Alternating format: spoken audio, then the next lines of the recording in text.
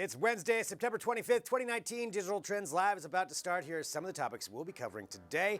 And Amazon will be holding their annual event later this morning, unveiling updates and additions to their line of hardware and Alexa-enabled devices. We'll walk through what to expect. And the Mi Mix Alpha is a concept phone being showcased by manufacturer Xiaomi, which features a so-called waterfall display. And you may even be able to buy one for a small fortune. And now that we've had a day to view the latest videos from Boston Dynamics, we'll talk about the Spot, which is on sale. We'll take a closer look at what the robotic dog may actually do in the field. And speaking of robots, smart home manufacturer Resy may have finally created the one that we will all need with the Smart Can, a programmable device that will take the trash out for you. What else do we need? Tech is done.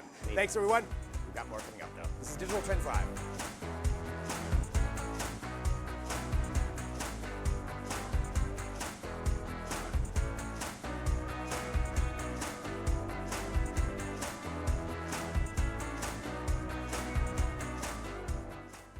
It's the dream, isn't it?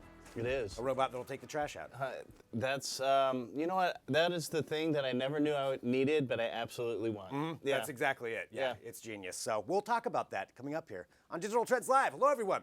This is Digital Trends Live. We broadcast live every weekday, 9 a.m. Pacific, noon Eastern, bringing you tech headlines, news, interviews, and discussions, all while broadcasting live across a number of different platforms. We're on Periscope, Twitter, Twitch, YouTube, Facebook, LinkedIn, Dailymotion, Apple News, 2 different mobile apps, a smart television app, and, of course, at digitaltrends.com/live. So you can join in the conversation wherever you are at. We've got a lot of fun stuff we're going to be talking about today to bring you up to date on the world of tech, so drop in those comments. But to start off, I'm Greg Nibbler, joined now by Dan Gall. Hello, Dan. Hi, Greg. How you doing?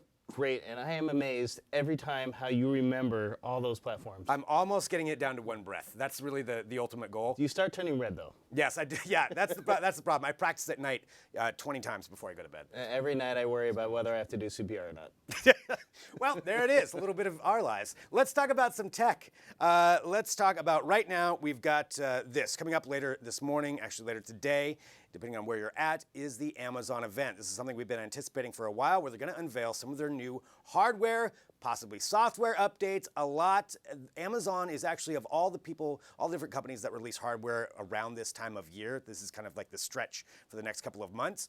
Amazon is usually pretty good at being secretive about what's coming out. They don't have a lot of leaks that come out, but we do know a little bit about what to anticipate. That's what we kind of want to walk through what some of that is. Definitely some updates to the Echo devices. I think that we know for sure. Every time. Every time. We're going to see some new things coming with that. Smaller and bigger. Smaller, bigger. Yeah, exactly. Yeah, the middle size goes out. It's smaller and bigger. I'm gonna guess we're gonna get an update to the Echo Dot, maybe some other kinds of devices along those lines. There is a talk of a new Echo device with actual tweeters in it, so increasing the speaker ability, which would be cool. I'm excited about the possible robot. Yes, and there is that. Yes. There's the possibility of an Alexa-enabled robot. It's a lot of robot talk on today's show. So that is something that we know that Amazon has been working on this for a while. There's been enough rumors that have come out that they've certainly worked on it, and that makes sense. But will we actually get to see something like that today? And I think we're going to get some surprises at this event. I think we're going to get the Echo updates. We'll probably get an update to the Echo Show to compete with the Google Nest Hub Max and or Home Hub Max, however they're calling it right now. We're going to get an update to that to compete with Google's line. So I think we'll see kind of a tit for tat on that, maybe a little leap forward. Do you think they'll make a Facebook style, like one that goes on top of your TV? I don't know. Start doing the video conferencing and follow you everywhere in your voice? I mean, with how much they want to put Alexa into everything, I wouldn't be surprised if there's something like that. Yeah, I mean, like... They had the clock last year. They have the clock, they have the microwave, right? Yeah. Yeah, putting Alexa in every single thing. There is the rumor that we might get the Alexa AirPods or earpods that would be their competitor to the AirPods, and that would be Alexa enabled, so wireless earpods. That'd be really interesting. Yeah. I wonder how good they'll be. That's the question. There's talk that they could be $100 or less to kind of compete on that level. So that would be significantly cheaper than anything that Apple has, or at least, $70, $80 people are willing. Samsung's. Yeah, maybe if it's not as good as the AirPods or something around that price point, people are still willing to buy something that will work well, sound good, and still be enabled by voice control, I guess. Yeah, and it's all that push to put Alexa in everything. But you know what? All I really want is just a mini-me robot following me around. What would you want the robot to do if Just, they unveil it just today? follow me. Just follow you around. I can picture you in the office with your. It's named Mini Dan, and Mini Dan just That's right. It's giving people evil stares. Yeah. Better Well, watch I'm yourself. not sure about this. Let's consult Mini Dan. Mini Dan always says no. I'll be running around, Mini Dan, where are you? But that is something that we could get to see, and I do think that we are going to see some surprises today. I think that whole push to put Alexa in everything, to further integrate your entire home with all of your devices, I think that's something that we're going to see. I think some other things we could get to see are maybe some updates to Prime Video. If you think about with Apple TV Plus, smart, yeah. Disney Plus coming out, maybe Amazon will try to add something in there to further that. Maybe some new programming. It's literally a tit for tat type of thing happening between everybody right now, I think. Yeah, for sure. Yeah. Yeah, and you think about all the hardware events. You had Samsung a little while ago, but then you had Apple, now Amazon, Microsoft is next week, and then a week or so after that, we have Google. So everybody's trying to one-up each other to stay in the news cycle and bring up their products over the other ones. So I'm really it's kind curious. of fun. What is the new thing that nobody's not expecting though? Yeah. Like device-wise. Yeah, good question. You had the microwave. You had the wall clock last year. Like, what's something else that just That you would put Alexa into that doesn't. Sorry, I just realized I've set Toothbrush, everybody's maybe? devices off all show right now, but so. Well, you'd have to put hay in front of it, right? That's maybe. Do we want to do that? I don't know. know if we That'd wanna be do part that. of a Read 'em and Weep segment. That exact. Yeah, we'll be getting comments on that. I guarantee from somebody. But yeah, what are they going to put it in? Because there is going to be some kind of surprise, and maybe it is that robot. Maybe that's what they'll bring out. I talked to Riley Wynn yesterday on the show. We had a bet about what it would actually be, whether it just be a speaker that rolls around or whether it would do more than that. I think it's got to do more than that. Maybe it's like the little dog, the robot dog, like the Sony Aibo or something like that. That's true. But yeah. the Amazon version of like a play off the name, like Right. Fido. I like it. We'll go with that. We'll go with Fido. Well, those Not are the Aibo, the some Fido. of the things we're speculating about what's going to be coming up. But we do know definitely some big updates to hardware. Most likely some updates to software, and that's what's kind of fun about the Amazon one is that we don't really know, but we do have our team on the ground there at the event, so they'll be posting as soon as we find out everything that's going on with it. Most likely, I don't think Amazon does any kind of streaming for it, so they're kind of secretive about that, which means you need to follow Digital Trends on Twitter. It's probably going to be the best way to get the info right away about what's going out, and then we'll of course cover it the rest of the day and let you know. But let us know what you would like to see. What would you like to see from something like this? What kind of updates would you want? And you can let us know in the comments on whatever platform you're on. What are the crazy things? Yeah, the crazy things that you would want. Yeah. That's what I want to know too. Well, check that out again. digitaltrends.com. We'll let you know what's going on with the Amazon event. All right, it is now time for some Read 'em and Weep. Oh, yes. Yes, indeed. This is our segment here at Digital Trends Live, where we take a look at some of the comments that come through across our many different platforms, and we address them directly. I forgot my tissues. Uh-oh. Yeah, I know. Oh, yeah, Well, we got luckily we some. have tissues hidden back here just for this occasion. It's a very serious thing that we have to have. So, Keith, regarding Kik Messenger shuts down as Kik focuses on embattled cryptocurrency. Okay. My oh my, the world must have come to a standstill. I'm at a loss for words. What's a Kik? Keith, I'm going to guess I can guess your age range. Yeah, Kik is, they are focusing, I think the other app they're launching, I think it's Kin, which is going to be like their cryptocurrency side of things. They laid off like 100 people. Yeah, so. yeah, it I was mean, a whole bunch of they're people. down to like 18, I think. And it's one of those, messenger services and like all those social media services that come out. There's a lot of them. Sometimes you never hear of them. Some of them, they spike up really quick and then they're gone and then they reform as something else. This is, I think, kind of one of those situations. Yeah. Not that they weren't successful for a little while, but apparently it's not long lasting. Did you ever use Kik? I download all of them and then I'll look at it and be like, nah, no. Yeah. I think That's pretty kind of much what it is for everybody. me. Yeah. Yeah. I'll try any of them, Yeah. but I won't use Do them. you use Marco Polo? No, but I'll download. Do you? Yeah, I use Marco Polo's fun because it's a video one. All right. There's no text. It's all video. Okay. I'll connect with you on Marco Polo. Oh, all right. All right. There we go. We could have found each other at the show last weekend. We could have. I know. Yeah. Well, now we know. All right. That was Keith. scared. Stefan, regarding Apple iPhone 11 Pro Max versus Samsung Galaxy Note 10 Plus, there is no real-life comparison here. As a Note user, I would never switch to iPhone 11 Pro Max. Never. Pure rubbish, plain and simple. Well, interesting use of the all caps in specific spots. I would never switch to iPhone 11 Pro Max. Great inflection. Yeah. Yeah. Yeah. I mean, that's how I'm imagining Stefan was saying it as he's typing this. You know, maybe a little bit of a British accent in there for some reason. There is actually a pretty good real-life comparison between those two. There is. Those are the two premium phones from two of the biggest phone manufacturers in the world. And yeah, and they're saying, you know, Makes the OLED screen on the iPhone is finally kind of catching up. And, and the cameras actually are really good. I mean, yeah, you always knew that some Android phones have such better cameras than the iPhone, and I think now the iPhone is finally kind of caught up there too. Yeah, I think our reviewers, Julian and Corey, and I think Andy too, were all talking about the phone or the cameras, how good they were. So it is weird to have 3 on the back, but yeah, Stefan, I really appreciate the fact that you didn't do all caps for the whole comment. Right. Otherwise, my ears would be ringing right now from Greg. And yeah, well, I mean, I have to interpret it as I see it. Actually, it would have made me weep. Yeah, it would have made me weep. So we were that close to a weeping here on this show. Well, Stefan, thank you for the comment. Regardless, that was on YouTube. We do appreciate it. All right, lucky me. This device helps you cheat on your smartphone step count. To impress my family, I once tied my phone to my dog's collar and let her run around the park. Awesome. I love that. You know, that's a common story. Yeah. Or you put it on a bike, right? Yeah. You use your bike and you're like, oh. Incredibly fast I am. He covered a lot of ground. I've seen some people post on Facebook about their incredible running times. Like, yeah, just did 4 miles at 6 minutes 22 a mile. I'm like, no, you didn't. Yeah. No, there's no way. There's no way you did. I was on my scooter. Yeah, My line. exactly. Exactly. Well, lucky me. I appreciate that. I hope it worked for you. I think, you know, that's the best way to do it is use your dog.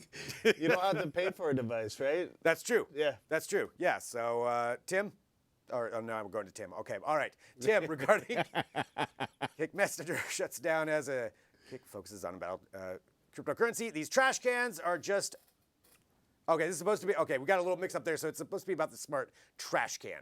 So the smart trash can that we got to see at the beginning. So these smart trash cans are just a one-time use right after the garbage truck picks that up, rattles the crap out of it, then drops it. There's no way it continues to work. That is kind of a good point. I wonder if anybody actually thought about that. You know, but Tim, it'll be so awesome the first time. Yes, that one time could be worth it. It could totally be worth it. You just got to make sure when you use it is the most opportune. Like when it's like raining, it's super cold out. Right. And like, just sit there looking out your window Yeah. as it's going. Yeah, that one time it could be. Or like when you forget and you remember at 3 a.m. and you know, like you don't want to get out, you just Yeah. hit the button and it goes on out. I mean, that happens to me all the time. I wonder if they're doing all the testing that like all the autonomous vehicle people are doing. Like see you it. got to do it in a hurricane, Oh, yeah. in a blizzard. Got to make it out there. Yeah, because those are exactly the types of situations you don't want to go out. No. So, Yeah, yeah. if it's Kids, beautiful like, out, why kicking would it you want and to it take the can write garbage out? itself or something? Yeah, does it have the auto correct like Yeah. itself back up? I want to help out with the testing. You know what we need to do is the robot security guard versus the robot trash can, I love the idea. right? We'll see if we can make that happen. All right, Tim, thank you. Papa Havoc. All right. Regarding this Rubik's Cube can autonomously solve itself. Oh, good. No one has to solve any of their own problems anymore. I can fix it right quick with a 16-pound sledgehammer. Just let me know when. All right. Papa Havoc. Living up to the name right there. I'm intimidated. Yes, very much so. Yeah. Fix it quick with your 16-pound sledgehammer. You sound like a lot of fun. That's a heavy sledgehammer. That is. Yeah, that is. Well, I think, that was a little bit of a humble brag that was thrown in there. It's almost like a one-time use again. Yeah. Kind of like the garbage can itself, maybe. Comes back to it. Well, there we go. That is Read 'em and Weep. That is a segment every day here at Digital Trends Live where we read some of the comments that come through across our many different platforms. Let's continue on with some trending tech news. This next one comes from actually Xiaomi, phone manufacturer, who has come up with a concept phone that they debuted that you can actually buy in a limited amount for a real lot of money. So this is the Xiaomi Mi Mix Alpha, and it is debuting with what they're calling a waterfall display. Yeah. So it's a complete wraparound display, which is pretty interesting as far as that concept. It's hard to imagine what that means until you see it. Yeah. And we do have some video of that, what they've been showcasing as far as how it looks. And it is. It's the entire phone's a wraparound display, except for one strip where you have the cameras. And the interesting side of it is, just the functionality on it, because they do have, tactile feedback on the sides. For the volume and the lock button or something like that. Yeah. But I'm more curious about, like, what can you do with the display on the back? Yeah, that's an interesting thing. Like, what kind of software have they developed? What kind of different ways can you utilize that? Yeah. It's definitely something that you'd have to think about. Just for the wallpaper, I don't know. So that bottom view is the back. Yeah, and see, and you can see kind of the stripe of the camera right there. That's the only part that's not screen on the entire phone. You also have to wonder, is the back always touchscreen as well? Because you would constantly be setting something off. Yeah. If you're just holding it, you're sending messages on accident constantly. So I don't know about it getting hot too, maybe. Yeah, and that's another part of it. I mean, it actually has the internals are really pretty amazing on it too. Yeah. It's got a Qualcomm Snapdragon 855 Plus, 12 gigs of memory, 512 gigs of storage. 4,000 milliamp battery, which who knows with that much screen going all the time, how long that it's may gonna not last. Yeah, I really like having a case on my phone though. Yeah. And I wonder, wow, that's a really cool video right there. It is. I mean, it's really cool looking. Oh, it followed you. Yeah. That's interesting. Flipped it around. Yeah. See, this is where I think it's the technology could be really exciting just to see what they do. Yeah, what kind of with software? It. Yeah, that you can put in with that. The 3 cameras, so it's the camera side of things, they work in conjunction with Samsung. So it's got a 108 megapixel main lens. Wow. And then it produces 27 megapixel images. It's got a telephoto lens, and it's got an ultra wide lens. So it's got kind of all of the bells and whistles you can possibly want. 5G access. And 5G access too. Yes. Yes, 5G as well. They're calling it a concept, but they are actually selling a limited quantity of them. If you want to spend that dough. Yeah, for a mere $2,800. That's it. That's it. That's a smoking deal. I think it's in December. You'll just have to go to China also to pick it up. But for $2,800, that's what we're looking at. You literally could get 2 iPhones and just tape them together. Yeah. One facing the other way. You could probably do 2 flights back and forth to China for the price of that phone. Yeah. But yeah, that's what we're looking at. I love the idea, though, when we see these kinds of things as far as innovation and what people are pushing doing the with boundaries. it. I mean, that's the whole point of it. And yeah. Good for them. I think this is awesome.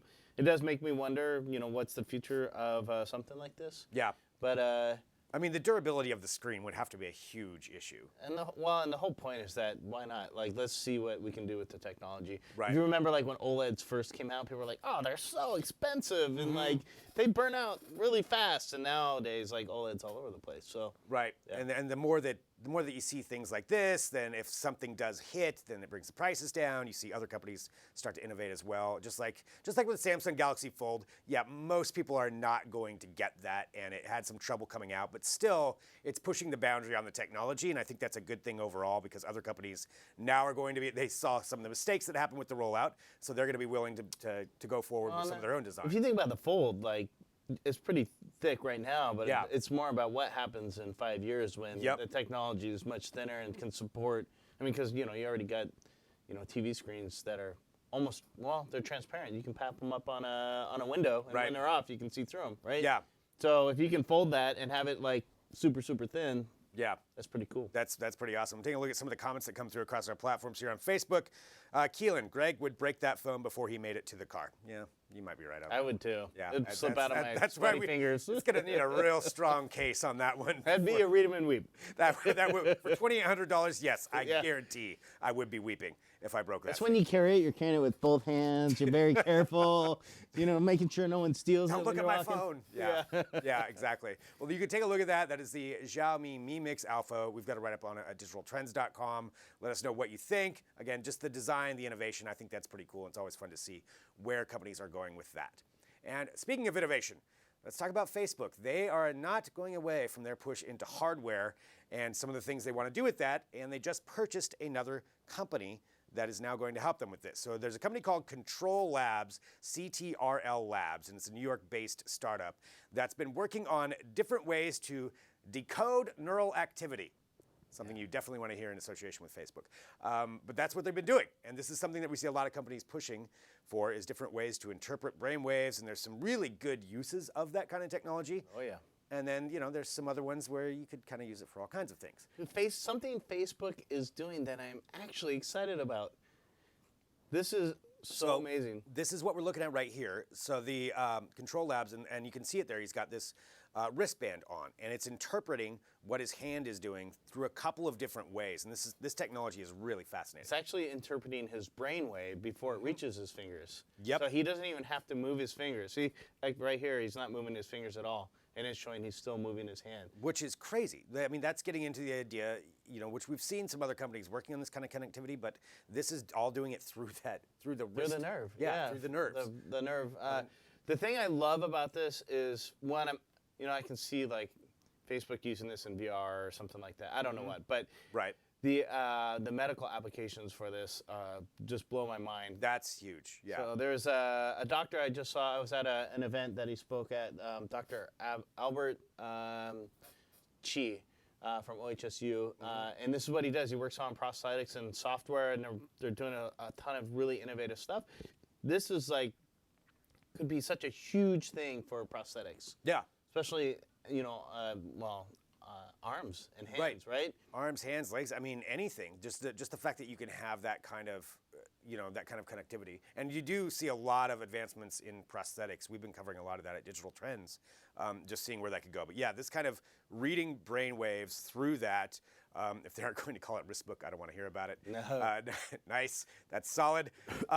It's coming from the Facebook Reality Labs. So that's the division of the company that's working on these cutting edge kinds of things. But yeah, they're looking at it as also, I'm sure part of that is the prosthetics and different ways for that connectivity, but also using your computer without using your hands, without typing or just thinking something and having a computer react. Yeah. Did you see how much they sold for? I think it was like $1 billion. Is that what it was? Just under $1 billion. Just under $1 billion. Yeah. Wow, man! And it just founded in 2015 too. By the guy that invented Internet Explorer at Microsoft. I found out about this originally from Robert Glazer, who he founded Real Networks and was the CEO. Wow. And so, it's clearly going to be successful. I got distracted by the comment that was just on there. So what was it? I didn't know. You missed it. Yeah, I was talking about a different industry that is going to be utilizing that technology first. If that happens, then it really will blow up. Yeah, exactly it. It'll be. That's true. Look what they did for VR. Leading the charge, literally. Yes. Seriously. All right, well, you can read more about that at digitaltrends.com. And again, keep dropping in your comments as we go throughout this show. This is interactive, as you can see. Just hold on to a very specific thing that's awesome about this, which, could be used for whatever, but the pressure. Like they can actually figure out how much pressure, for a hand through the nerve as well. They showed a demo of that in the video. Of how much pressure that you have to put down to for the tactile feedback? They can sense the pressure of what you're doing in your hand through the nerve. Wow. So how strong you're squeezing something, which is, again, for prosthetics, huge. That's huge. That's something, you absolutely have to have, and just to be able to touch something even soft. Yeah. So it's just not, crushing everything. Just going the opposite side of that. Yeah, that's Dr. Chi, you need to reach out to them. Yeah, Dr. Chi. All right. Well, the final thing that we want to talk about here that's trending today, it has to do with going in a different direction, something not quite on that level, but it has to do with Mario Kart. Yay, so much more fun. Mario Kart Tour coming to mobile devices. So this is the first time that this version is going to be on there. It launches today, and I know a lot of people get excited about Super Mario Kart. Yeah, it's so much fun. It's fun. It just is. And Mario Kart Tour now available on iOS and Android devices. You could download it. It's one of those things where it's free to play, but you only get to play it for so long. And you got to give them your info. You got to log in. Right? You got to log in. You have to log into a Nintendo account, and then you do get to play for free for a little while. But come on, that is going to be a great time waster. Oh, it's amazing. Do that on a plane ride the whole time. Exactly. Yeah. I got to ask though, what character are you? I think I like Yoshi. Yoshi? Yeah. Yoshi's your go-to? Or give me the Ghost. Okay. Donkey Kong. Okay. I don't know. Who are you? All right. I would Princess. The princess. Yep. Princess Peach. Yeah. I'm usually Luigi. I like Luigi. Okay. Yeah. I'm a Luigi guy. I don't know. That's just what it is. That's where we go with that. Well, anyway, let us know what character you are on there. So Mario Kart Tour now available for download, and you can get that on your phone. You can read more about it at digitaltrends.com. We have a lot to get to today. But before we do anything, I want to say thank you to Dan. Thank you, Craig. Thank you for joining us. Oh, so we didn't run over this time? We didn't. No, we're not running over. I know, it's intentional. I'm trying. Yet. We haven't run over yet. You really kept me on at least. Well, I will be friending you on Marco Polo later. But let's do this. Let's talk about what's coming up. We have a lot to cover. And what I want to say is we've got Matt Katz, our news editor, who's going to be joining us a little bit, talking about a little bit more about the Boston Dynamics spot. We're going to talk about some big things happening with Amazon as far as content-wise, but also we're going to talk about Juul. If you didn't hear, their CEO stepped down today, and we'll be discussing that and how all that's going to play out. So fill you in on everything that's going on with that. A lot of stuff to talk about. We're also going to be going live to United Nations. We have Drew Prindle live at United Nations today for their World Food Program and some really great interviews that he's got lined up. So this is part of the magic of Digital Trends Live. We're able to do that. But coming up next, we've got an interview. We've got Adam Hildreth, who is the CEO and founder of Crisp. And we're going to be discussing some of the different ways that they monitor social media for brands. There's a lot of stuff that's posted out there. Somebody needs to kind of keep track of some of that. It's really important because the wrong thing posted could go, the wrong way, and people can, as we know, make up anything they want online. So this is a way to kind of monitor that. So we're going to discuss their platform. Drop in your comments, drop in your questions throughout the show. We'll be back here in a minute with more Digital Trends Live.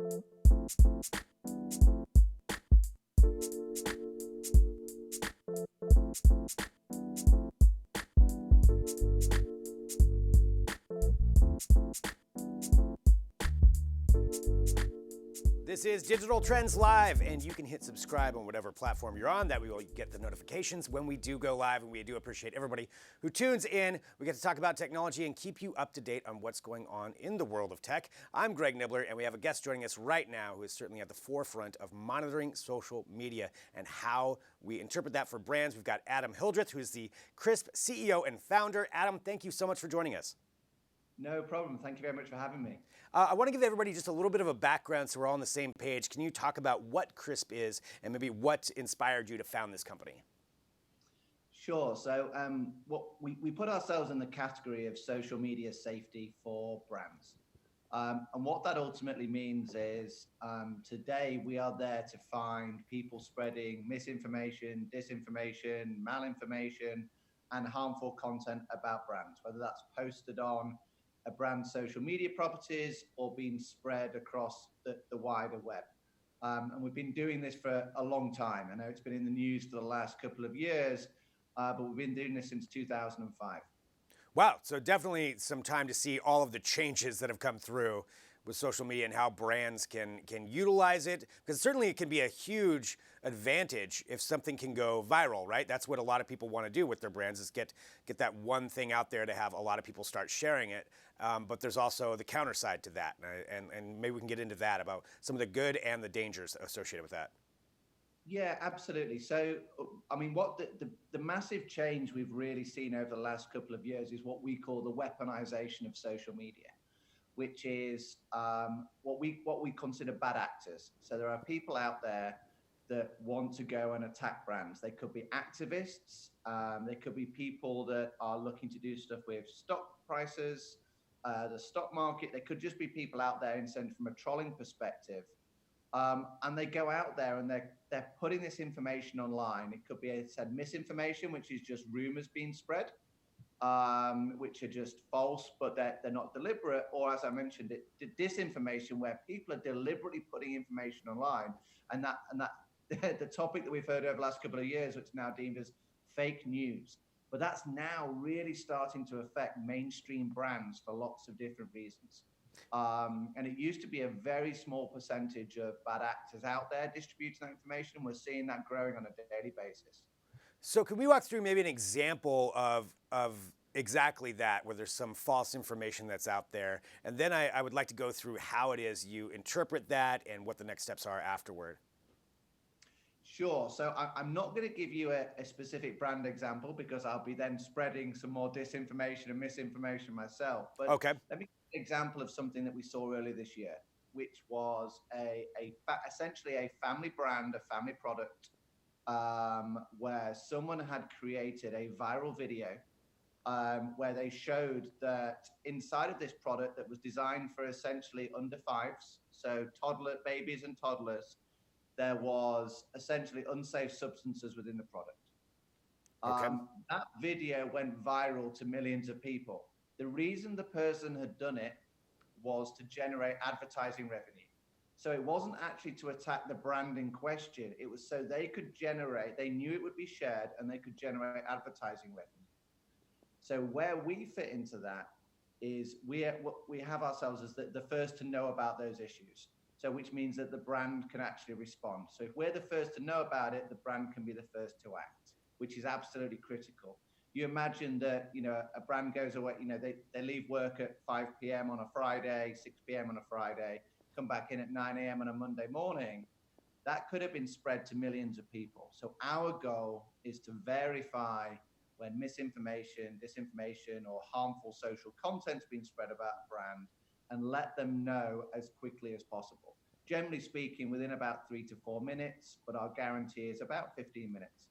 So I mean, that's an incredible response time to be able to know that. I've got a couple of questions associated with that. One, how are you able to monitor that much with so many different social media platforms, so many different ways something can go viral? And you can put in search terms, but to get down to specifically like this is a fake video within that short amount of time, that's pretty incredible. But also, how do you determine if the information, if it's negative to the company, is actually false? What if it's actually positive? I mean, not positive, but truthful information. It's just negative to the brand. How do you determine the difference between all of that? So the second part's the hardest bit for us because we don't know. Yeah. We don't know when, and we're not there to stop people essentially distributing information, essentially what the press do. We're not there to do that. But how we actually, and we're there to alert the company in question.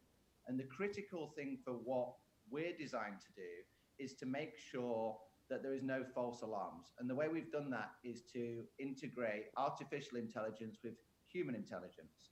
So we have just under 1,000 analysts around the world, the HI part of that, and we've developed artificial intelligence over the last 15 years that can essentially attempt to find the needle in the haystack. But once you've found the needle in the haystack, or what you think is the needle in the haystack, the human bit is absolutely critical.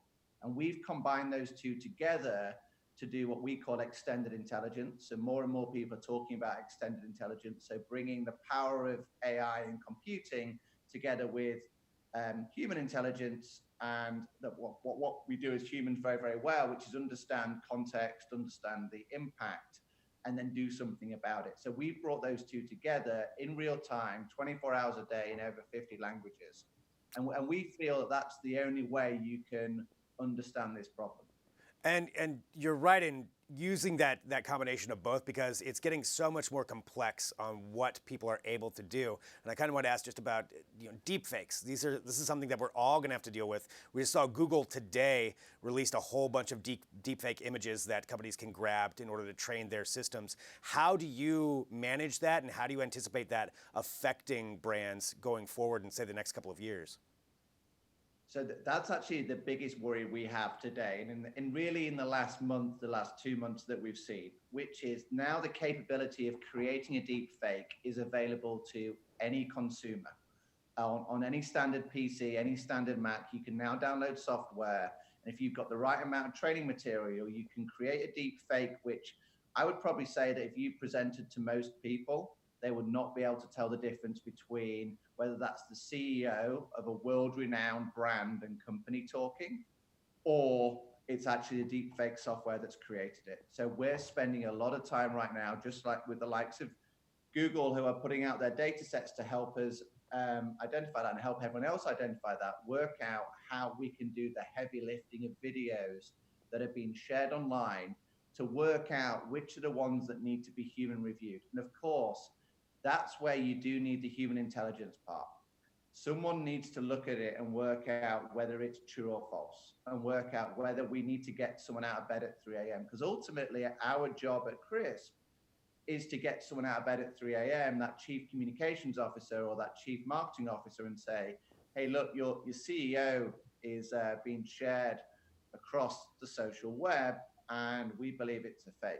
And it's not an easy job, and it's definitely the thing that's been really, I guess, gaining traction over the last couple of months. Yeah, I mean, that's a monumental task, and you certainly have the work cut out for you going forward, but it sounds like you've got the organization and the resources to start to manage that. And the ramifications just for all kinds of things, even beyond brands, when you talk about that side of things, is just huge. So I'm glad people are working on determining how to determine if those things are fake or not. For companies out there, for brands who want to utilize your services, what is the best way for them to get involved? So we spend a lot of time working with a brand and working out who they've got in place that needs to know about an issue. So one of the big problems that every brand has, and every company, and actually every person, is there is so much data out there. And our job is to look through all that data and tell them if they've got a problem. You know, the big challenge we've got is every time we get an email alerting us to a problem and it's not a real problem, we're not going to look at the next one. It's like the burglar alarm that goes off when there isn't someone there. It's like any kind of, the boy that cries wolf. So our goal at Crisp is to make sure that we understand what a brand really cares about, what can affect them, and what is true and what is false for them. And then making sure that 24 hours a day, they know that they're safe. And one of the big things that brands tell us when we work with them is that actually they can sleep at night. They know someone's there protecting them and keeping them safe. And if there is a big problem, they're going to know about it, but we're not going to get them up out of bed if they don't need to. I think that's really. Yeah, I mean, it's definitely an interesting field to be in. And I want to say thank you, Adam, so much for joining us here today to talk about this and talk about what Crisp is doing. Really appreciate you being here on Digital Trends Live today. Thanks a lot. It's been fun. All right, so learning about the cutting edge of social media and how we determine deepfakes. This is something that has ramifications across tech. So that is one aspect, is looking at the brand side. We have a lot to talk about, though. We were talking about data in there. We have data to give you about some big stories that are breaking. We have Matt Katz, our news editor, is going to be joining us. I know we're going to be talking about Juul. Juul, the entire thing that's going on with the vaping industry, and some big, big things that happened today. We're going to bring you up to date on all of that, give you a good overview of it, and possibly talk a little bit about Amazon and maybe some Spot as well. Some Boston Dynamics robots. We have all that. We've got our live hits coming from the United Nations, where Drew Prindle's going to be out there as well. All that's happening here. Drop in your comments, your questions. Back here in a minute with more Digital Trends Live.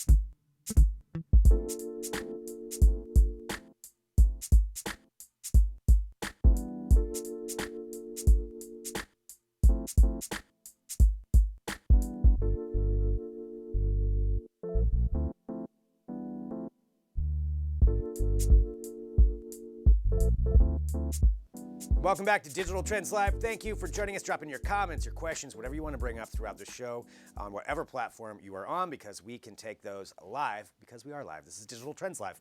I'm Greg Nibbler, joined now by Matt Katz. Hello. Hello, Matt. As always, big breaking news whenever you're on the show here. Always news o'clock. Always news o'clock in Matt's world and Digital Trends world, and we have some big things going on right now. That's got to be your new catchphrase. It's always news o'clock. It's always news o'clock. Please put that on your business card. All right, huge things though this morning. In kind of an ongoing story we've been covering regarding the vaping industry as a whole, but in particular Juul. It has been a very, very bad couple of weeks for vaping, and this morning, Juul's CEO resigned. Juul, if you don't know, is the single largest e-cigarette vaping manufacturer in the country. They've got somewhere between 60 and 70% of the market, so wow. It's huge, and they have had a bad couple of weeks along with vaping. Kevin Burns, who's the former, I guess now, CEO of Juul, is facing multiple investigations. The company itself is facing a federal investigation from the Justice Department. That's a criminal investigation. A separate criminal investigation from the CDC, another investigation from the FTC, and then multiple state investigations into all sorts of things like, are they targeting their advertising towards minors? Is there something in their supply chain that's causing this rash of vaping-related illnesses and deaths? This is something we've covered a lot on Digital Trends. 9 people have died so far from this vaping-related death, vaping-related illness. Hundreds of others have had lung issues from this, and we don't really know what's causing it, so this is something these investigations are looking into. At the same time, there are also multiple vaping bans going on across the country in multiple states, as well as a federal one that was proposed by Donald Trump just a couple of weeks ago. Wow, and that's all just what's happening in this short amount of time. Yeah. And like you said, we still don't even know, other than there's the connection between vaping to all of these issues that are happening, there's no real determination of what's causing it. We don't really know at the moment. There's some thought that it might be an ingredient contained in vaping materials, in the liquids that are used. Some people think that it is related to THC capsules that you use in your vapes if you wanted to smoke THC using a vape, but nothing certain has really been figured out at this point. We don't really know. All we know is that there is a link between these deaths and these illnesses and this lung damage and vaping. And with the criminal side, though, launching a criminal investigation, now granted that doesn't mean anybody's guilty of anything yet, but it means they must have enough evidence to say whether somebody ignored something. I mean, again, that's just speculation, so I'm not saying that's anything for sure. But there's got to be something in there, you would think. We don't really know. The federal criminal investigation, this is one that was launched by the Justice Department. That's probably the biggest investigation. We have no real details on.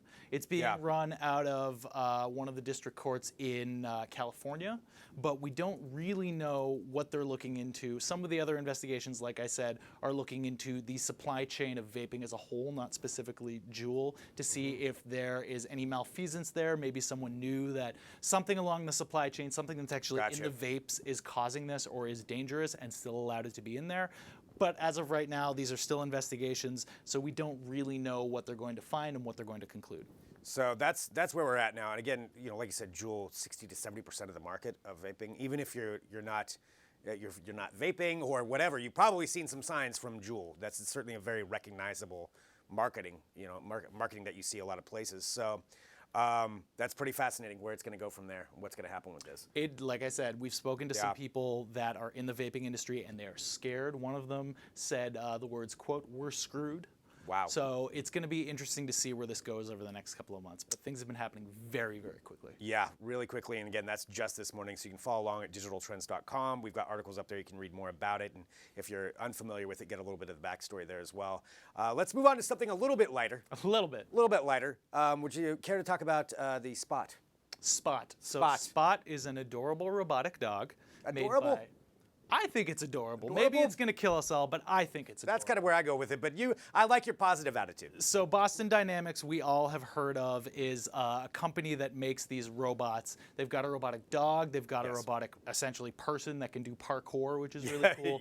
And Spot, the robotic dog, went on sale yesterday. Now, you can't buy it if you're a regular human being, but it's being sold to companies for all sorts of different uses, like inspecting places, doing little tasks, opening doors. You can see it in the video right now. It can crawl around and check construction sites. It's finally something, I think it first debuted about 10 years ago in a YouTube video. It's gotten better and better and better. The thing is, there's a difference between making a cool YouTube video like the one that we're seeing right now and actually selling robots. Boston Dynamics is not the only game in town anymore. There are many other companies that make robots. There are drone companies that make, commercially available drones. So we're not really sure whether they can really differentiate themselves in the market to be the premier robot company or not. That being said, you can see that they're targeting a bunch of different industries. You can see this little guy opening doors. He's super cute. Opening doors, letting other dogs in. I mean, maybe this is the future of humanity's demise, but there's some Again, really I appreciate your positivity as you look like he's going through some apocalyptic landscape where there's no bricks humans on a construction yes, site. Yeah. So the actual functionality, though, looking at it, that's carrying bricks there. Cool. It can inspect sites, but what else do you think this could actually be used for? It can open doors. Back to that. It can open Or doors. other It can do all robotic sorts dogs. of things. It can hang out with other robotic dogs. There's right Can now that I crush think you. it's a matter of them appealing to specific companies and those companies figuring out how they can use these robotic dogs. Yep. There's a ton of dangerous work that can be done by robots that if something goes wrong, you've lost your investment in a robot, but a human doesn't die or get injured. Which so is that's which is probably great. the biggest area across all sorts of different industries where these can be super useful is in saving human lives. Well, that's pretty cool. That aspect is great, and regardless, the video is amazing. So I do want to see one in use. So let us know if you get one. You can check that out at digitaltrends.com. One quick thing we also wanted to bring up is one more trending news story. I know you are a fan. It has to do with something that Amazon is doing for the content. I have not watched her shows yet, but we're talking about Phoebe Waller-Bridge. So everyone who has not heard of Phoebe Waller-Bridge, including Greg, stop what I've you're heard doing. of. Stop watching this show. No. And go No, watch. don't do that. Go watch Open up a second Fleabag window. on Amazon Prime. Phoebe Waller-Bridge, you can see her right here, was basically the queen of the Emmys the other night. Yeah. She won all the Emmys. She won Best Comedy, Best Actress in a Comedy, Best Writing in a Comedy. One of her other shows won, I believe, Best Directing. She is behind the show Fleabag, which is a British comedy that you can stream on Amazon that is the single greatest TV show of the year. Wow, this is a lot of Well, I mean, she proclamations. won all the Emmys, That's as you true. can see. All the Emmys. Amazon has realized that they've got some gold here, and they signed her to a gigantic contract, somewhere in the tens of millions of dollars range, for all of her projects moving forward for the next 3 years. Wow. Phoebe Waller-Bridge is behind Fleabag. She wrote the first season of Killing Eve, which is an excellent show if you haven't seen it. She's working on the next Bond movie as one of the writers. She was in Solo, a Star Wars story, as Lando Calrissian's droid girlfriend, if you don't remember her. She's just generally fantastic. And as we've written on digitaltrends.com, this is a huge move for Amazon as they're trying to compete in the streaming space because she is someone that people are paying attention to. Her shows are super widely critically acclaimed, and she just won all the Emmys, so there's definite proof that people like what she's doing. This is a huge move for them, and as they have to compete with other places like Disney+, NBC's Peacock, all sorts of original programming, this is a great ace in the hole for them to have her shows for 3 years and probably longer if they sign that contract again. So like I said, Fleabag, great show to watch. Killing Eve, also one of hers, great show to watch. You should be paying attention to her because she is already a huge thing, and she's just going to keep on blowing up. I wouldn't be surprised if she makes an appearance at the Amazon event that's coming up later on today. I would not be shocked. So That's I can coming see that at just in a little bit, 10 a.m. Little bit. Pacific. Yes. And we'll be covering that live on Follow it at digitaltrends.com. 10:30. Yeah, just check in then. All right. Well, regardless, we thank you. Thanks, Matt, for joining us to bring us up to date on everything. Of course. Thanks for So having much me. happening, and that's why you follow digitaltrends.com to stay up to date with everything that's going on in the world of tech, and we have more coming up. So we're going to take a quick break. We're going to come back, and then we're going to be heading to the United Nations, where Drew Prindle is on site for the World Food Program. All kinds of amazing things that are going on there. We have a huge set of articles that are up right now at digitaltrends.com called the Food Fight series. showcasing different ways that tech is being utilized to help battle hunger, to help with the environmental issues, all kinds of different ways that we're working with that. And it's really cool to be up to date on that. So Drew is going to be back here with us in just a minute. So stick around. Back with more Digital Trends Live right after this.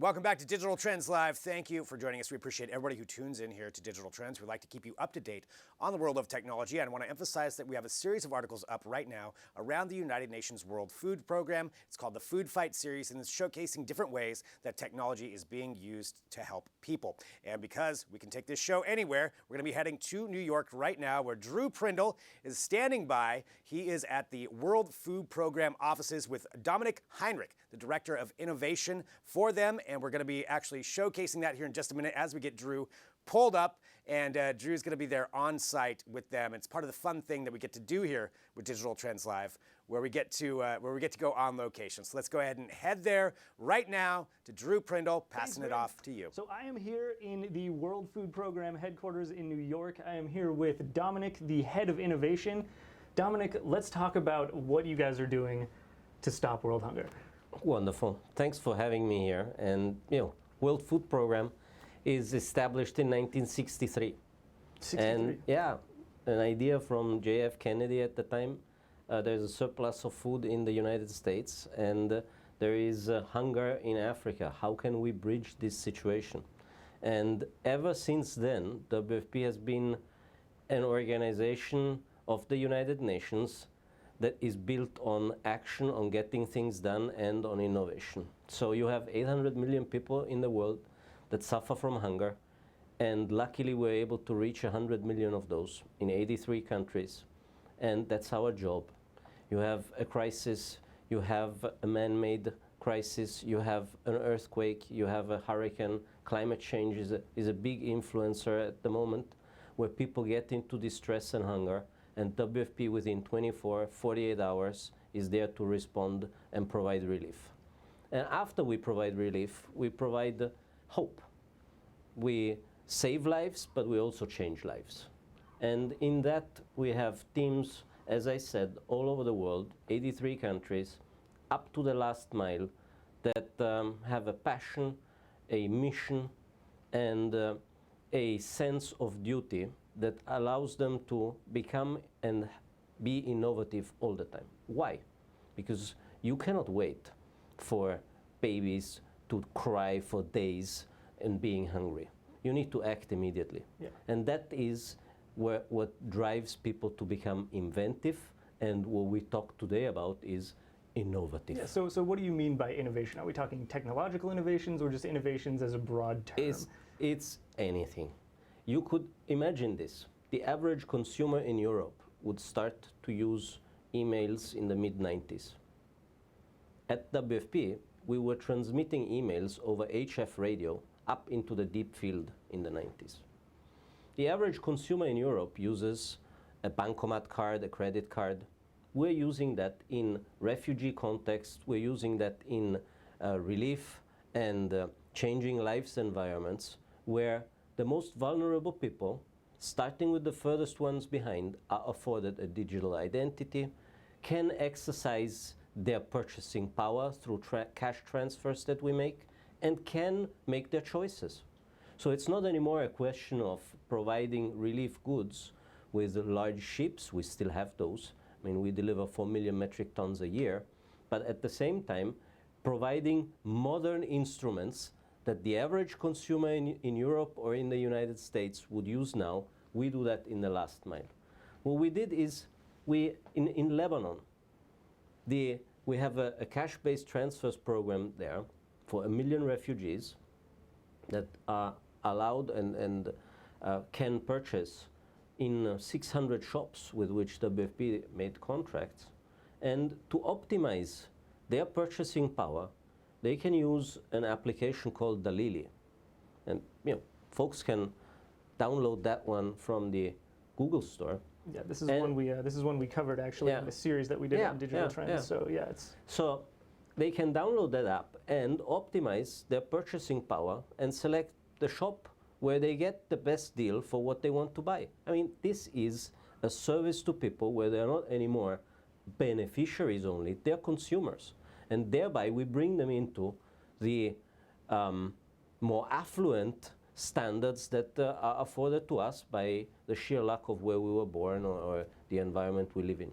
Yeah, so it's not just handouts, you're giving them the means to go out and... Absolutely, absolutely. It's the teach a man to fish, not give a man a fish mentality. That's the principle about changing people's lives. No, if you make the seed investments, if you provide the germ of hope, people roll up sleeves. They have their dignity, they have their traditions, they have their own resilience drive. So we are an enabler. We're not the one that solves everything and can in a single way address all the needs. Yeah, so you're basically not reinventing the wheel. You're taking existing technologies and applying them in kind of new... Very well said, yeah. Very well said. What we do is we learn from the private sector. We have important partnerships with private sector, and we transpose those methods and standards that they have evolved.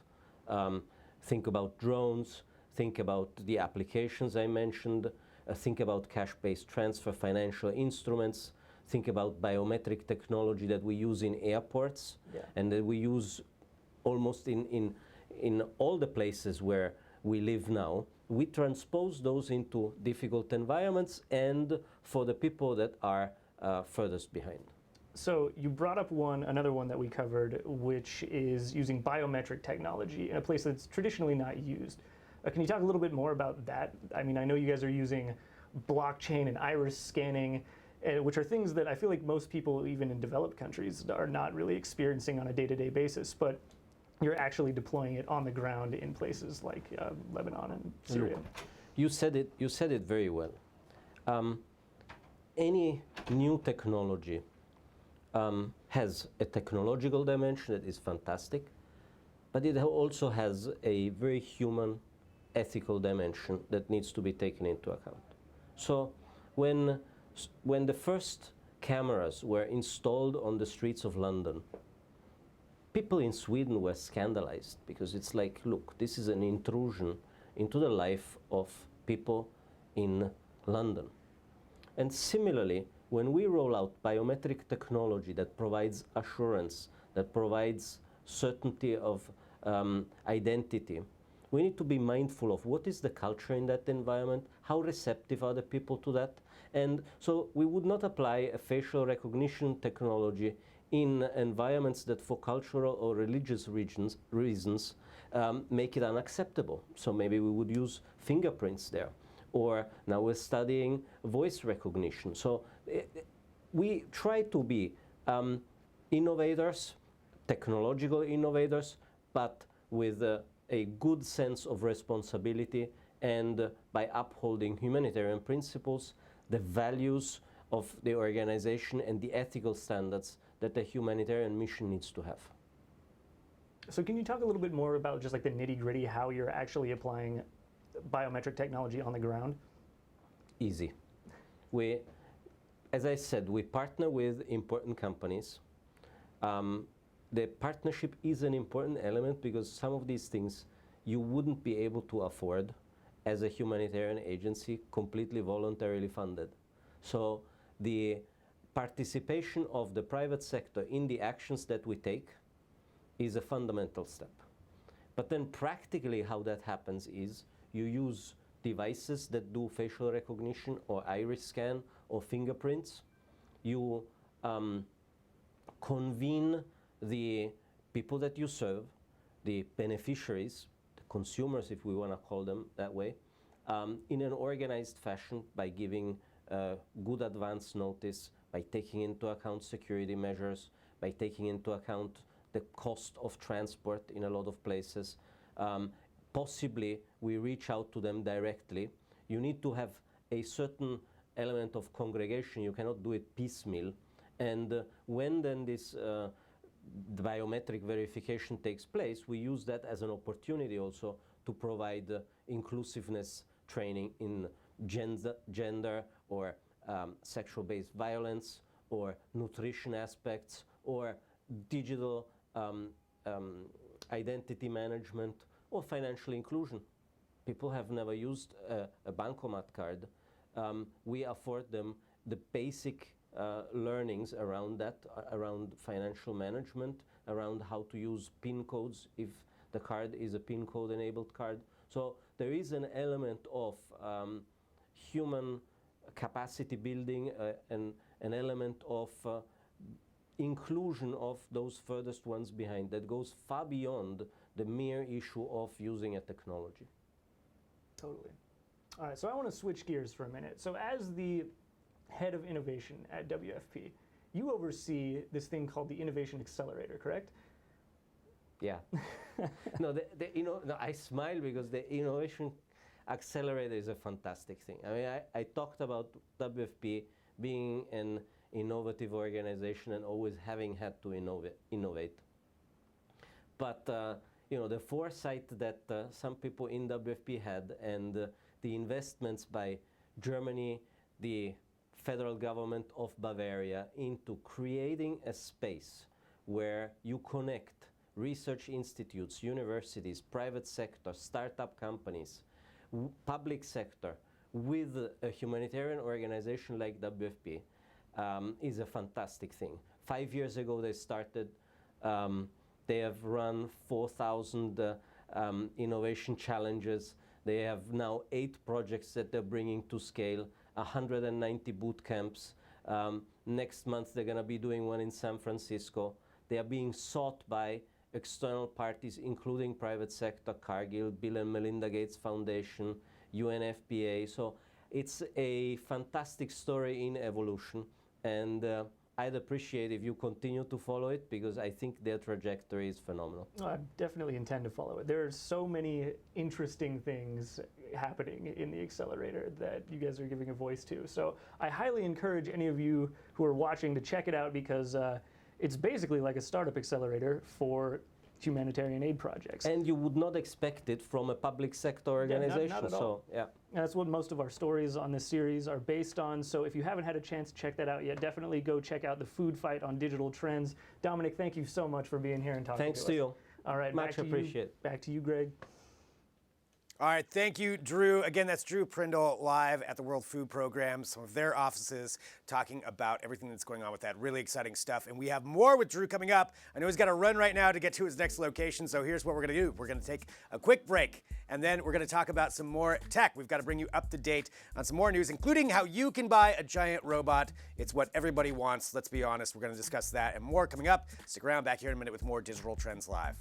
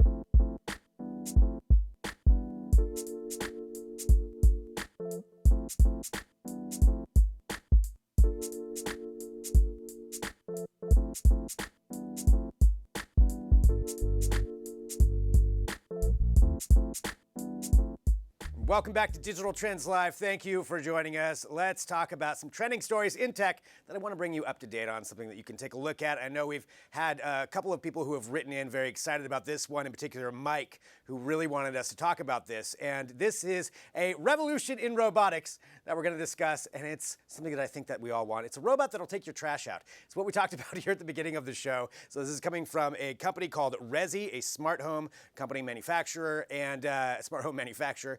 And this particular product is designed to help those of us who forget to take the trash out. There's a few different ways that it works. You can see it right here. It's something you attach a normal trash can to. It's got wheels on it, and this is automatically rolling it out on the specific day and time when it's supposed to go out.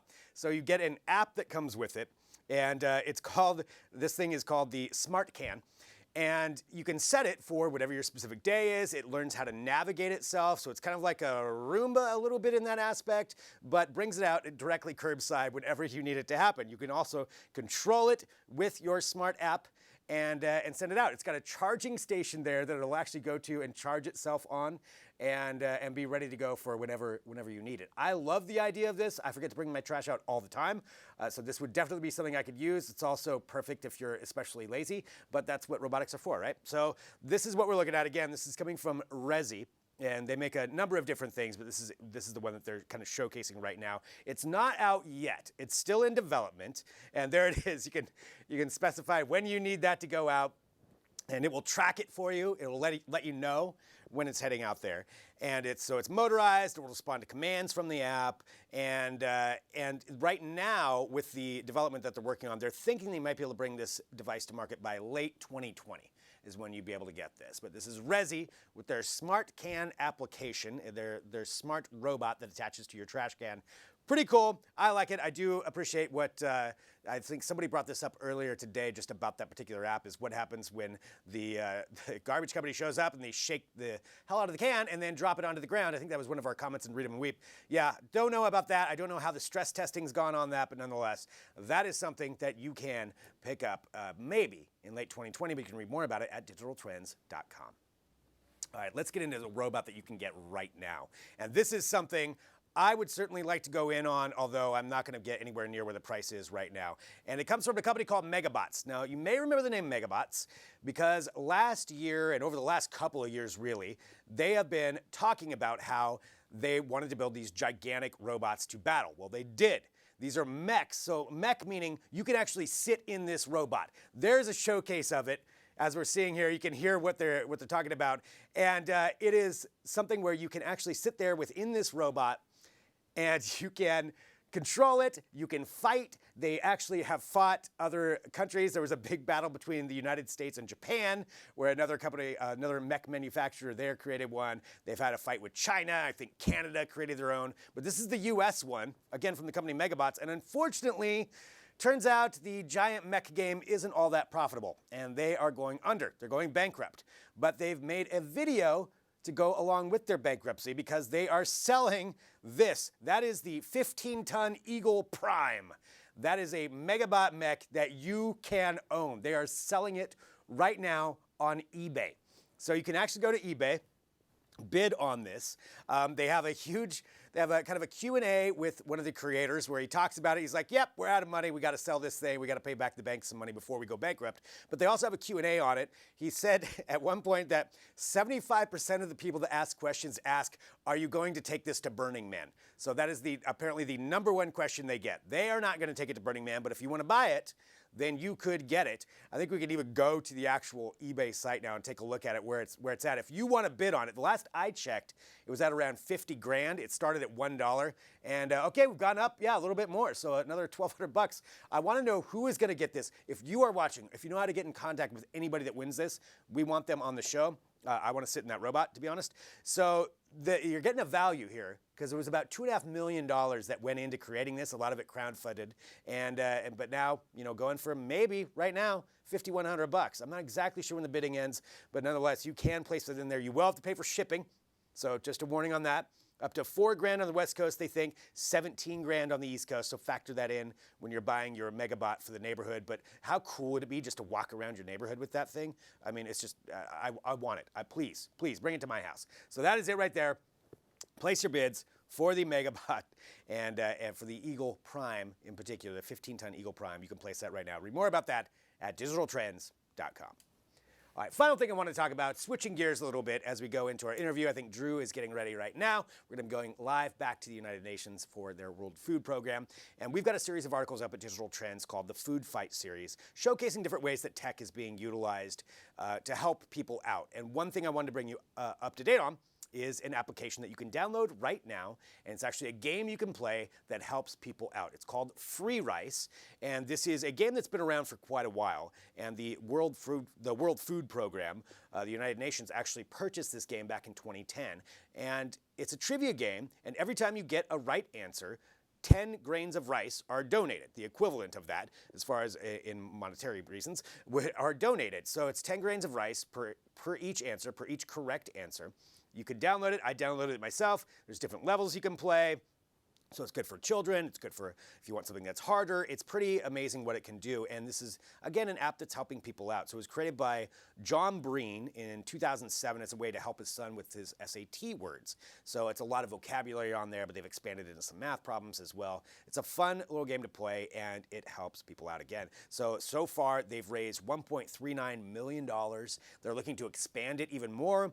Add in different facets to it, different categories, but it's something you can play and actually help people out. So it's a pretty cool application. We've got a whole write-up on it at Digital Trends, talking about how it can help people out. They raise about $5,600 a month with 620,000 players right now. It's free. It's something you can do in your spare time, and it helps donate food to those who need it. So pretty cool program right there. We talk a lot about cool programs here, in particular this week with the World Food Program going on, and that's what we're going to do right now. We're heading back to New York, where we have Talib Brahim and Nina Schrader, both from the World Food Program, who are going to be standing by with Drew Prindle. So let's go ahead and head out there right now. Let's go to Drew at the United Nations. Thanks, Greg. So yeah, I am here in the World Food Program's New York offices. We are talking about food security. We're talking about this big number, which is 821 million people that go without food on any given day. And I'm here with Talib Brahim and Nina Schroeder of the World Food Program to talk about some of the ways that we're addressing that problem.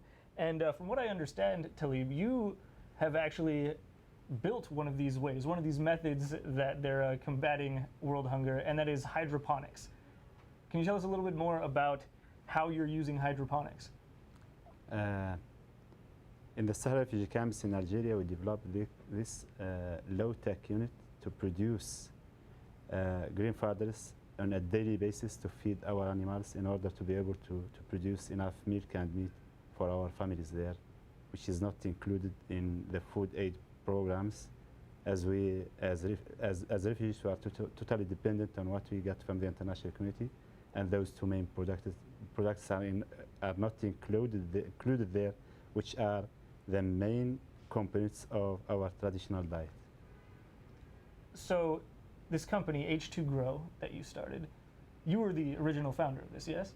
Yes. So tell me the origin story of this. How did you get started growing things hydroponically? I started this when I found that I cannot produce my needs or the needs of my own community by using the methods of traditional agriculture. So I start to think of a system that can save, as we are in desert, and it's a remote desert, save water, time, space, money, and efforts. So then an American friend of mine sent me a YouTube video about high-tech hydroponics for the production of green fodder. And I said, yeah, I said, this can work for us, but it's very expensive. So that's why I developed the low-tech unit. That inspired me to develop a local solution that I can make with local available materials and can be run by my own people because they don't have the agricultural background, and at the same time, it's cheap and can be built with local materials. So my familiarity with hydroponics comes from cannabis. Like in Oregon, it's legal. That's how whenever you hear anybody talk about hydroponics, it's usually in that context. But for people that might not know what hydroponics is, could you explain to them what it is in the agricultural sense? Yeah, it's growing plants without soil, usually, and in our case, without fertilizers and with less water, 90% less water, that's it. So you're basically just providing like the nutrients to them, like that they would be getting from the soil? How does it grow without soil? Yeah, okay, in the normal hydroponics, you need to add nutrients, but in our case, there is no need because it's just 1 week. You're just sprouting the grains and serve the green mat that you will find you will produce to the animals. So it really depends on the crop that you grow. Mm-hmm. So in the case of the Sahrawi camps, and when we grow the animal fodder, you use barley grain, for example, and then you add water, and 7 days later, it's ready to be fed to the animals. And then in the case of vegetables, then you do need to add nutrients of some sort. At the moment, that's a bit like fertilizer that you would add in liquid form. But we're also now researching ways on creating organic, natural fertilizer also for the vegetable production. Nice. So then they could produce the fertilizer themselves instead of having to get it from somewhere else. Yeah. Exactly. Nice. So you talked a little bit about how the growing methods differ based on what you're trying to grow. But from what I understand, it also varies from what region you're in, right? So you have different hydroponic methods for growing things in different areas. Is that correct? Yes, absolutely. So we always first start. Like Talib started looking at, okay, what do we actually need here, and it was something to feed the animals. And then, for example, in Peru, where we also started with a small pilot with a similar case, it was really the mothers that wanted to have access to fresh vegetables for their kids in the slums outside of Lima, which is very dry and it's very difficult to have access to fresh vegetables. So it's really around, okay, so what's part of your diet maybe, or what would you like to have access to? And then that's the first thing, what's the crop? And then the next thing is, okay, how can we actually produce it here with locally available materials? So that's actually, already in Talib's case, from your first unit that you created, I think now how many different variations of that do you have? Yeah, we have different variations according to the and different sizes. So we have units that are we use the traditional brick muds as a construction, and we put the unit inside it. Or we can use greenhouses, or even small family kit that you can put it even inside your house or in a tent, etc. So we have different models. It depends on the number of the animals that the family have, and the climate conditions, or the ability of the family on what's the kind of construct they can have. So how many places are you on the ground with this project? How many different countries are? Go ahead, you can just silence it. I don't know what's wrong with it. That's the beauty of being live. I switch it off. And yeah, it's like, it just doesn't listen. We are in seven countries now. So which ones are those? So off the top of your head. Algeria, it's Jordan, Chad, Sudan, Kenya and Namibia and Peru. And one thing all these areas have in common is, they're very dry regions. Most of them are quite affected from harsh climate conditions or by climate change, now exposed to kind of like a different setting. And so this is one thing they really all have in common. And you can imagine there is a number of more countries also on that list, kind of that are now kind of waiting also to have H2Grow being rolled out there. And the key to that is always, okay, they have one thing in common, but then they are very different in terms of, like we said, like what kind of crop, like what kind of material, what kind of culture. So the next thing is always to find the right adapted version for each context, and then roll that out in that area.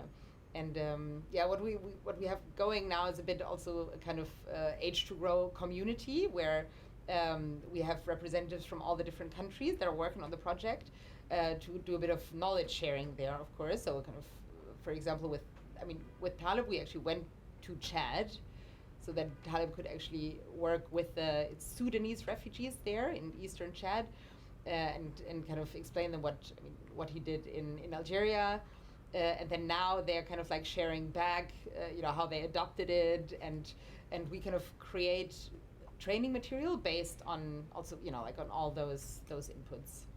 So is that really the big driver of kind of expanding this? Is it just kind of educating people on how to do it themselves, or is there something else to it? We do it in two different ways. Either to do the direct training for the beneficiaries, and at the same time we developed a training material, as she said, and this is, you can say, you can do it yourself. How can you do it yourself? How can you start your own unit depending on what is available in your environment, the locally available materials that you have, the kind of crop that you want to start that is culturally accepted by you or by your community. So we have already developed that kind of material, which makes it easier for people to start their own units. One thing that's really key, to have something that people really want and what they actually see, okay, I'm really motivated, I want to become part of that. Which, in the case of the Sahrawi community, was really, okay, we really want to have better access to fresh milk and fresh meat, better quality. So to come up something like Taleb did, something that they can really replicate by themselves, that was, a very strong argument. So it's always first create that, work usually with the ambassadors or with the champions in those communities, have a good showcase, and then the others will, in a way, follow and kind of like and do their own version.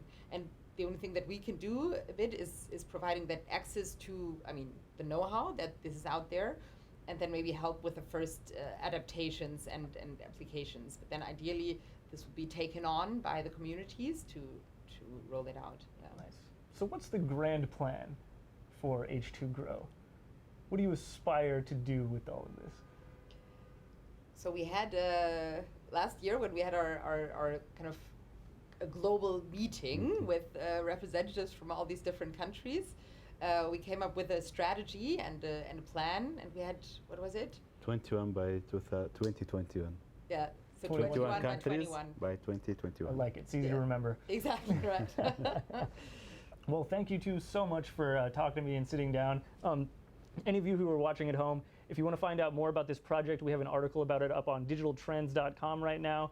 If you just visit the site, it should be right there on the homepage. And definitely come back and check out this show again tomorrow. We're going to have more people from the World Food Program also talking about other ways that they're tackling this big problem, which is world hunger. Back to you, Greg. All right, thank you, Drew Prindle, again, live there at the United Nations for the World Food Program, talking about all those amazing ways that technology is being utilized to help people out. And as he said, we do have this series up at digitaltrends.com right now. You can read more about everything we're talking about. He'll be back tomorrow with some more content directly from there. It's part of the fun things that we get to do here at Digital Trends Live. We get to go on location all over the place. But let's talk about what we've covered today. A lot that we've covered. We had Dan Gall in here at the beginning talking about a number of different things, including the Amazon event, which I can tell you right now, a couple of things that have been announced from the Amazon event, some improvements to Alexa, which we knew that was going to kind of happen. They're also going to be starting to sell celebrity voices. So Samuel L. Jackson, I guess, is a voice that you're going to be able to buy for 99 cents to turn your Alexa into Samuel L. Jackson. That might honestly be worth it right out of the gate, but a few different things with that. So we're going to follow along with that as we find out the announcements. Stay tuned at digitaltrends.com and on our Twitter feed to get all the latest information on the Amazon hardware update, and we'll bring you updates also tomorrow here on this show. Going back, who else we had on? We had Adam Hildreth, the CEO and founder of Crisp, talking about the ways that they protect brands throughout social media with all of the different ways that things can get posted. They monitor it all. Really interesting how they're doing that. We have Matt Katz in. Matt Katz always bringing us up to date with everything that's going on in the news, including all of that news about Juul, the CEO of Juul stepping down, a criminal investigation being launched, what that means for the vaping industry. We've got you all up to date at digitaltrends.com. We had Drew there at the United Nations a couple of times today, and again, he'll be back tomorrow. And it was a lot of fun, kind of catching up with all of that and finding out what's going on with all of the things that they're doing out there. And you can, again, follow along with the Food Fight series at digitaltrends.com. I want to say thank you to everybody who joins us here every single day. Hit that subscribe button. That way you get the notifications when we do go live. And we will talk to you tomorrow with more Digital Trends Live.